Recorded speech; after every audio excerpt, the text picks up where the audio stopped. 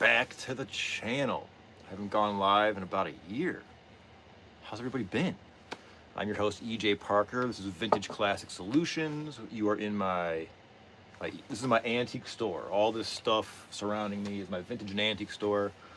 You guys haven't been here in about a year. There's more stuff. There's some exciting new changes. New antiques for sale on my eBay store, Vintage Classic Solutions. There's new things I've acquired that I can share with all of you. I'm kind of in a pottery kick right now. Um, like early 20th century American pottery is kind of like floating my boat right now. And if it's floating your boat as well, I'm happy. I'm happy you joined me here. Um, I think I want to start. I have a few pieces of pottery that I've recently acquired or that I've had for a while and I've learned more about. Because what happens is, for those of you who are into old pottery, may know a lot of these pieces don't have maker's marks on the base. Like, for example, this piece doesn't have a maker's mark. But when I bought it, I knew there was something about it that was special, and I knew it was worth more than like the $2 the seller was asking. So I bought this, and I put it away to try to figure out who made this. And unfortunately, it got cracked. You can see right there. It was stored outside in the winter. The ice expanded. I thought I was going to stay away from that problem, but I could probably fix that. But I've learned that this is old Zanesville pottery, which has a lot of it's based here in Ohio, or was based here in Ohio. And I've learned that by just simply going on eBay and just searching for vintage pottery, antique pottery, because some folks know about this. They focus on old Zanesville, and some folks don't. And the ones that do focus on it helps the ones that don't. So some sellers had very similar Gerardines listed in their eBay store, and they were identified as old Zanesville. And it's the exact same as this. We can see here these 3 dots, 1, 2, 3. Those are stilt marks. When these are fired in the kiln, they stand on like stilts. So you'll see this a lot on old pottery. Those 3 dots, those are stilt marks. So this is attributed to old Zanesville. It's got like a nice mustard color, and I think if it was in mint condition, this could be worth around 75 to 80 bucks. I think this is probably from around, I would date this, now I don't specialize in old Zanesville, but I would date this probably around, I don't know, 1920 through 1940. I don't know. Maybe on the earlier side. There's some maker imperfections throughout, which I love.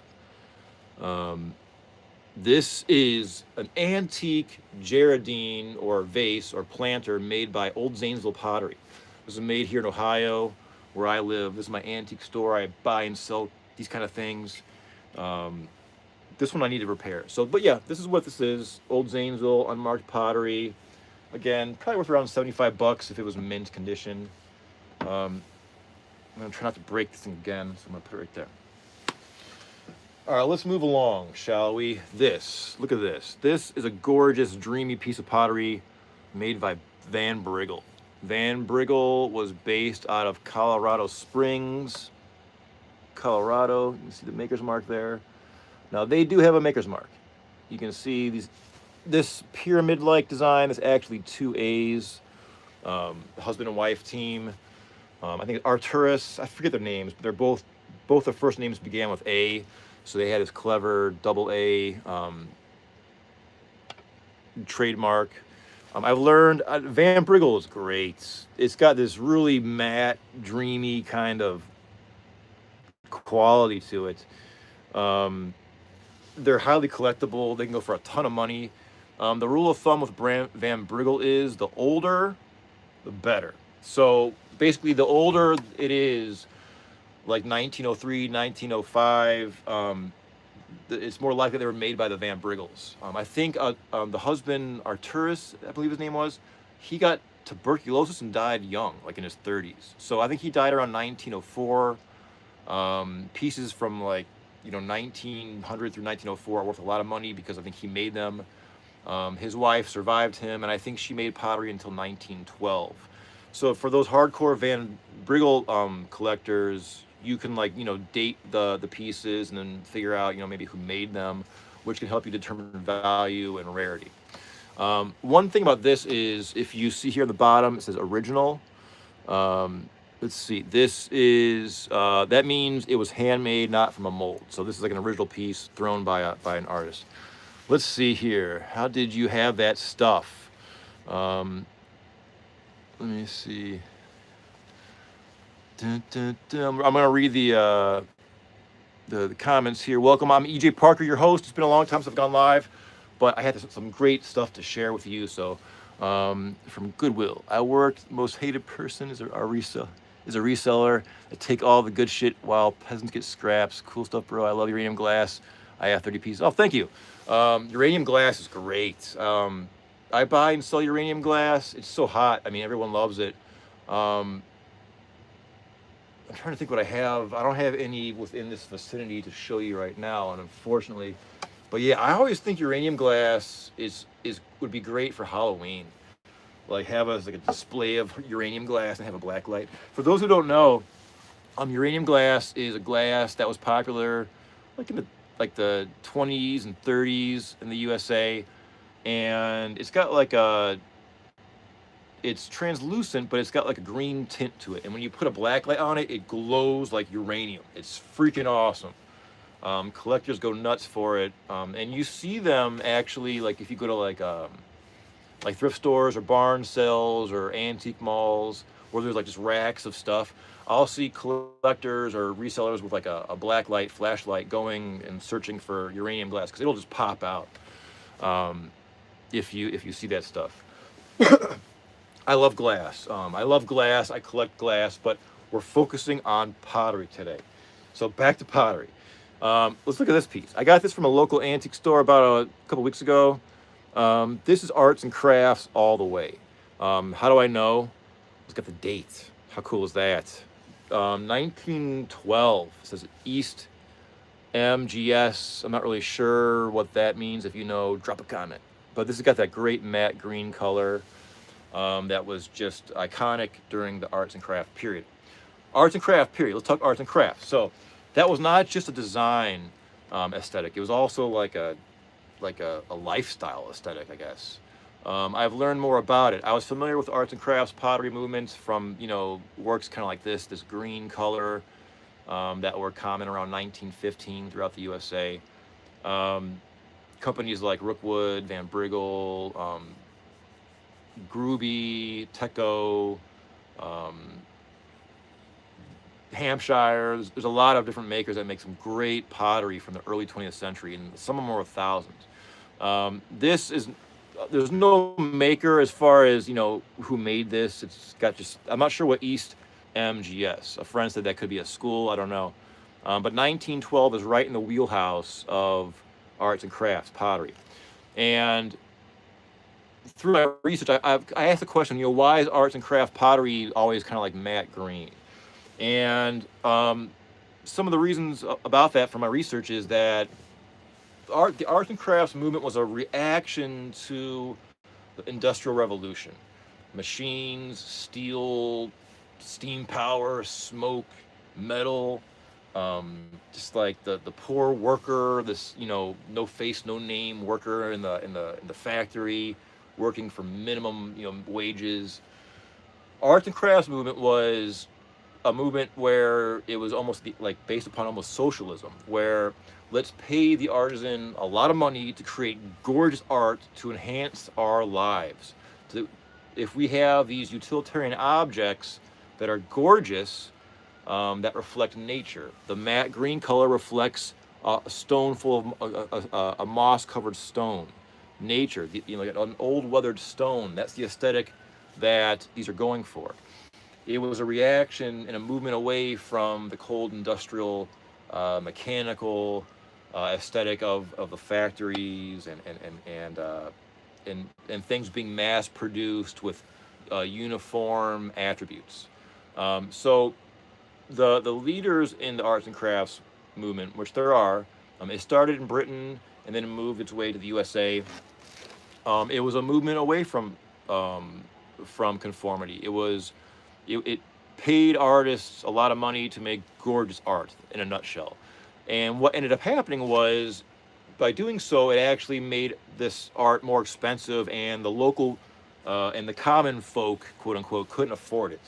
So even though they're the leaders of the arts and crafts movement, was their mission was to create gorgeous utilitarian objects to surround our lives. But in doing so, they made the objects really expensive and only, available to the wealthy that could to afford them. But that's the arts and crafts movement. The blues and reds are also prevalent in the movement, but the green is really the iconic one. This is a great little pot. I got this for like $20 at a local antique store. Let's see here. I've got a ruby red cup, glows orange. That must be awesome. Orange is my favorite color. Neon green, even blue. Have a good day. Yeah, cool. So that's that. Put that down right there. Let's check out, let's stay green. This is, for those of you who know, this is a piece of McCoy pottery. It is unmarked, which is half the fun of McCoy pottery. Sometimes it's marked, sometimes it's not. This is the leaf, I believe this is called like the leaf and berry series. I've bought and sold a few different pieces with this motif, this leaf and berry kind of motif. This has got a nice green glaze to it. It's matte. It's got a nice chip right there. This pot I got out of all places on the street I grew up on as a kid in Northeast Ohio. I was out driving around last summer, and I'm like, oh, let me go down the old street for old time's sake. And there was a garage sale, and they had this for sale for like $2. So I got a piece of unmarked McCoy pottery from the street I grew up on for a couple bucks. I'm gonna keep this because I need a couple pieces for my collection that are not too big. Unmarked, you can really see like the crudeness of this, and also the color of the clay. That's indicative of Ohio clay. This was made in Ohio, of Ohio clay. You can learn a lot about pottery from the foot. This thing right here, the base. This tells us so much: where it was made, who made it, when it was made, how much it was used. If you see a lot of wear in various directions, you can guesstimate if it was used for utilitarian purposes or more decor. You can tell if it's counterfeit. How? Well, I used to live in China for a long time. I bought and sold antiques there, and I learned all the tricks. One of the tricks is this: you have a conveyor belt with sandpaper going in one direction, right? Like this, like it's going that way, it's spinning that way. Your artisan takes your fall antique vase and places it upon the sanding belt to create fake wear.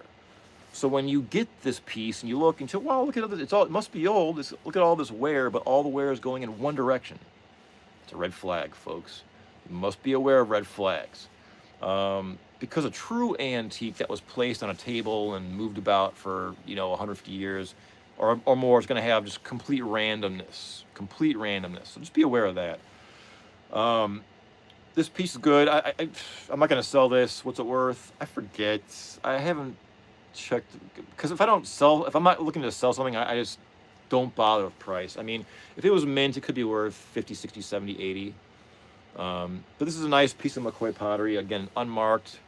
McCoy collectors are very, very devout. It's one of the most collected pieces, or one of the most collected brands of pottery in the USA. That's McCoy. This is my new obsession. This is I feature this on my channel and on my Instagram page. This is a piece of Ozark roadside tourist pottery.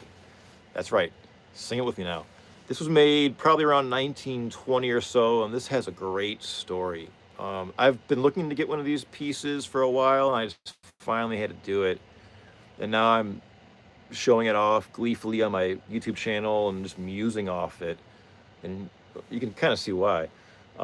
So the story behind this, these were handmade by people in the early, like the 1920s, 1930s. And basically, there was a gentleman by the name of Horace Hordine, I believe the name was, that patented this method of creating pottery without spinning it. It was some kind of cement that was not spun. You could somehow form this pottery without spinning it. And he also patented this awesome swirl paint system, like this method to dip these things in a paint to get this great swirl. So this swirl is not the clay. There are certain companies that can make clay, pottery with this natural swirl from the clay. This is an actual dipping process in paint, which this gentleman patented. So let's say it's 1920. Your house is along Route 66, and you want to sell roadside souvenirs to all these motorists and tourists. Well, for $500, you can hire this gentleman Horace to come to your house, and he would set up shop and teach you how to make these pots and how to paint them with his patented system. How long was he at your house for? I don't know. Was it a couple hours? Was it a week? I don't know. But I'm kind of curious because that's kind of like an old school entrepreneurial vibe. I'll show up to your house and I'll teach you how to make these crazy pots. So these are highly collectible. This one cost me $100 on eBay, which is on the lower end. This is like a cabinet pot, right? They can go for a lot more. Size dictates value. They can go for 200, 300, 400, or up. They're all unmarked as far as I know, because they were just made in people's house, and then they just sold them to tourists. It feels porous. It's a thicker kind of cement. It doesn't feel like clay necessarily. I had to buy this on eBay because I'm a generalist. I collect and I buy and sell, but the way I learn is I get my hands on things and I study it. So when I'm out in the wild and I do come across one, I'll know what it is. Therefore, I can sell it with confidence. But in my region, I live in Northeast Ohio. These I have never run across in an antique store or a thrift store or a barn sale or garage sale. So I finally just bought one on eBay. There's probably 15 pieces on eBay at any given time. But they're collectible, and I can see why. It's a charming piece. I wouldn't mind getting more of it. I wouldn't mind finding it out in the wild at a cheaper price. I can't afford too many $100 pots, but this one is awesome. It's a great specimen. You can see that porous base, and you can see it's matte, but it's got like a little bit of a gloss to it. That's a great piece. Fire trucks going by. I live right by a fire department, which is good. What else have we got here? Oh, so I got to feature this.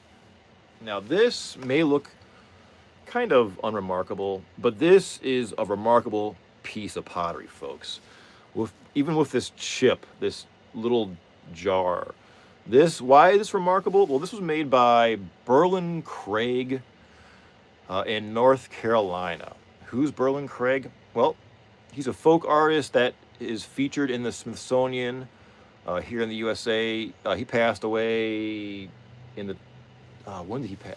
Now he was active like in the early mid 20th century, and I believe he passed away in the 80s, 1980s or 90s.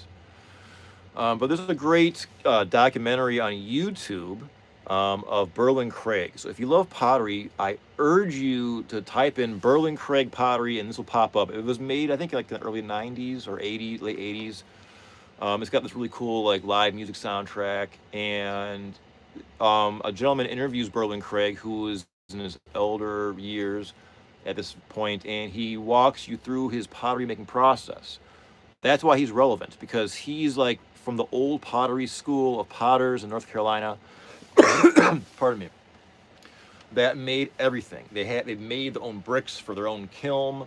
He hand loaded the kiln full of his pots. He dug the clay. He devised for the glaze. He used broken pieces of glass. On his property there was a stream, and he devised this ingenious mechanism to smash glass to use in his glaze. It was like a bucket that would fill up with water, and then once it got to a certain point, it would drop a hammer onto a box of glass and just pulverize it. because who wants to sit there and pound glass all day? So it's a genius little method. Um, and I really think he unlocked one of the secrets to life. He was a folk artist, and people would line up, even when he was still alive. People would line up to purchase his pots, and this is a small one. There was giant ones. There's face jars, which is a whole other tradition. You know, vases, all kinds of flower pots. And when his firing was done, the word spread, and the locals would line up, or tourists and collectors would line up, and they'd buy all his stuff. And until next year, you know, he'd have to restock his stuff. So, in my opinion, that's really like a next level living, because if you're an artist, you're gonna probably die starving. No one will know who you are. Just ask Vincent Van Gogh. Um, so when you are famous, if you ever become famous, you'll be dead. So that's not gonna really help you. And if you're like a musician, which I am, I had to make decent amount of money in your life to live. You have to travel a lot, and traveling is fun, but it gets old. Let me tell you, folks, it gets really old really fast traveling. Um, so folk artists who create their own art and folks come to them, they really got it made, because they can just do their art and craft. People come with money and they give it to you and they go away, and you don't have to travel if you don't wish to. You don't have to go anywhere and deal with things you don't want to deal with if you don't wish to. So I'm really envious of folk artists who are alive that can afford to pay the bills, to put it in a nutshell. And Berlin Craig had unlocked that. So this is a piece of his pottery. Um, these can go for a lot of money. This thing I got for a deal. I got 2 pots and I gave one to my son. These are like, I think, 25 bucks each, but usually these go for 100 bucks each, easily. So that was a deal. And his stuff, he stamps it. You can see there the BB Craig. I believe his sons carried on the tradition. So this is great. I'm happy to have this in my collection. I wouldn't mind getting some more of his stuff, but it's expensive. Because once you're in the Smithsonian, you know, you're in the Smithsonian, right? So come on. Last but not least, we're gonna stay, or we're gonna come back to Ohio and feature this Rookwood little picture. This is gorgeous. Rookwood. Let me show you that maker's mark right there. You can see that. You can date them. This has Roman numerals. 1936, right? This is a great matte finish, like a pink that fades to like a green almost at the top, a very light green. I can find this out in the wild. I find about two pieces of Rookwood out in the wild per year. It's got I've said it before that a good piece of Roseville pottery could challenge Rookwood visually, but in hand, Rookwood's got just a great finish. It feels just, it's kind of, I don't know how to, like, not glossy, but just the clay itself has a super high quality feel to it. The detail, everything is just a high quality piece of pottery. These were made in Cincinnati, Ohio. Maria Longworth Nickel Store was the visionary. She was a pioneering businesswoman and artist of the early 20th century, and she produced some great pieces like this. And she also hired artists from all around the world to bring their vision to her company. And Rookwood has become one of the most iconic and collectible pottery companies there is. I think I have a few more. I have a piece of Rookwood pottery on my front porch. It's got a crack in it, but yeah, it's got a certain feel to it that no other pottery quite has. So that's been a look at my pot. This is not everything, but it's just kind of like what I could grab. It's starting to feel like spring in Northeast Ohio. The birds are singing. I'm going to be single again, which is, I guess, new. Flowers are going to bloom. So it's going to be a fun spring and summer here at Vintage Classic Solutions. I have a ton of stuff to share with you.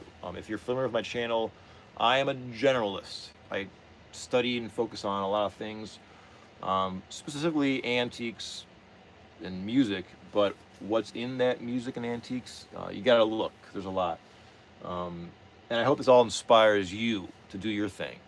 Um, so that's it. That's like a brief look at a few pieces of my pottery collection. I hope you get out and find some great pieces of pottery this spring and summer and share them with the world. So, and I thank you for participating in the chat. I'll be doing this more often. As always, thanks for checking in.